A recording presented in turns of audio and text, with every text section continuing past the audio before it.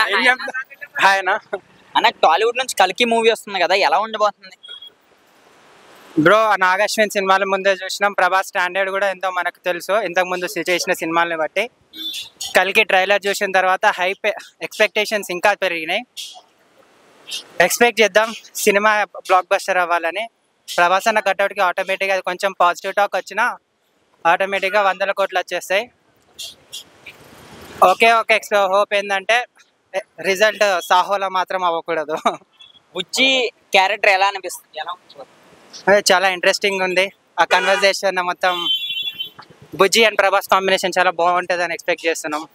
కమల్ హాసన్ గారు, అమితాబ్ బచ్చన్ గారు, ప్రభాస్ గారు ఒకే స్క్రీన్ మీద వస్తున్నారు కదా, ఇండస్ట్రీ షేక్ చేసే అవకాశం ఉంది.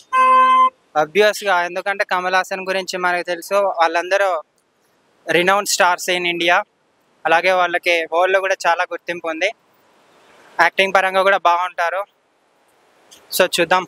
బ్రహ్మానందం గారు కూడా ఇదే సినిమాలో నటించబోతున్నారు. వాళ్ళ యాక్షన్, బ్రహ్మానందం గారు కామెడీ ఎలా ఉండబోతుంది? తెలిసిందే కదా బ్రో, బ్రహ్మానందం గారు అంటే మన మీమ్ గోడ్ అని. అబ్వియస్గా ప్రభాస్ అన్న అండ్ బ్రహ్మానందం కామెడీ టైమింగ్ మనం ఆల్రెడీ రెబల్లో కూడా చూసినాం. చాలా వర్కౌట్ అవుతుందని అనుకుంటున్నా. ఒక్క మాటలో ప్రభాస్ గారి రేంజ్ ఎలా మారిపోతుంది ఆఫ్టర్ కల్కి?